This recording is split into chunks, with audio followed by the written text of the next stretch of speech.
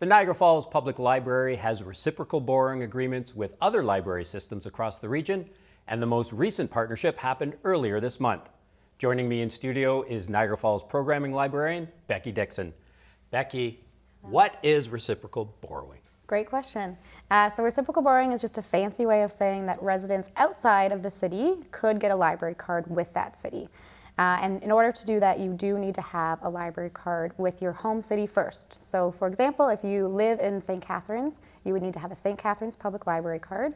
And you can come over to one of our libraries with your ID and your St. Catharines library card, and then you can get one with us and use all of our collections. Now, this isn't new for the Niagara Falls Public Library. You've been doing it for how many years? So we started in 2018, and we signed with 5 different libraries, so Fort Erie, Lincoln-Pelham, Niagara-on-the-Lake, Welland, and Thorold. And it's been going really well, and it's just a great opportunity for people who maybe live in one city but work in another, or just often commuting throughout the Niagara region, to be able to use all of the collections within the region. And what can people borrow from other libraries? So for most of the collection or the agreements, you can borrow any of the collections. St. Catharines Public Library is specifically only physical material right now, but for any of the other agreements we have, they can borrow your full collection. So for somebody who doesn't live in Niagara Falls and gets one of our library cards, they can access our ebooks, our e-resources, our physical collections, and then also our unique collections like our musical instrument collection, or we have a new collection starting out on October 1st, a puzzle collection. So people can borrow puzzles and do them and then return them. But you do have to return the material at the city that you got them from. So if you borrowed it from us, from Niagara Falls, you do have to return it to one of our Niagara Falls library locations. Why is this so beneficial to Niagara Falls residents and also St. Catharines residents? Yeah, so I mean, the cost of material is going up significantly. The cost of ebooks is very expensive now. So it's just a really good opportunity for public libraries to come together and pool their resources and to be able to provide more resources to the community. That's great. Mm-hmm. And you said this program has been working great over the years? Yes. The only, honestly, hiccup that we've had is sometimes people will drop it off at a different library location, and then we call and we'll figure it out. But yeah, all you need is your library card and your ID, and then you open up to any collection that's available. What are some of the cool collections coming up at the Niagara Falls Public Library? Yeah, so we have some really cool ones. Winter is coming, unfortunately, and so some of the things that we'll be bringing back out, we have outdoor equipment, so we have hiking poles and snowshoes. We also have therapy lights, so especially with the getting darker much earlier, we have the therapy lights that you can borrow. We also have board games. We have DVDs, we have video games, and we even have video game consoles, so we have Nintendo Switches and Nintendo Lights that people can borrow as well. Now, for a Niagara Falls resident that wants to go and borrow something from St. Catharines, how do they go about doing it? Yeah, so they would just need to make sure they have a library card with us first, and then they can go to any of the St. Catharines locations with their ID and their Niagara Falls Public Library card, and then they can get one for free.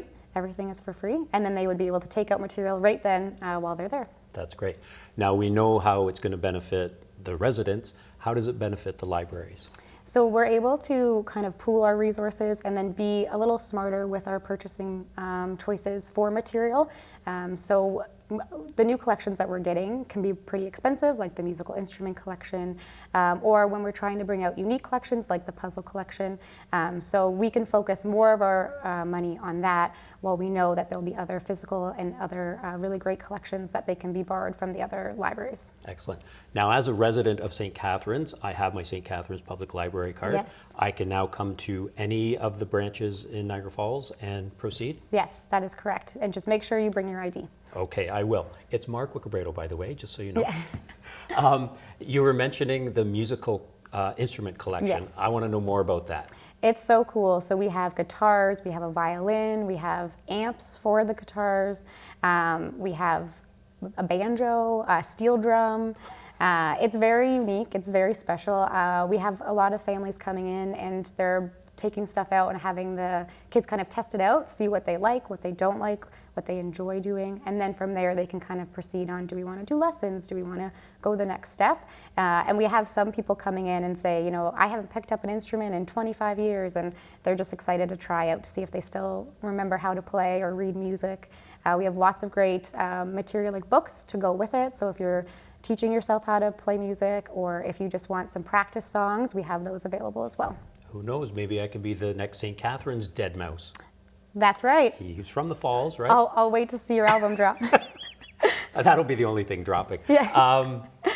So really, we just have to come down to the Niagara Falls Public Library and show our St. Catharines Public Library card, Yes. our ID, and the rest is history. Yes, and then the world is your oyster.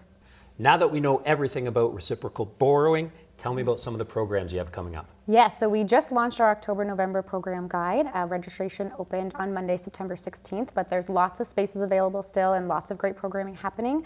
We have some really cool kids programming that's new. So we have a program called Discovery Time, which is going to be Tuesday nights, and it's for all ages at our community center library.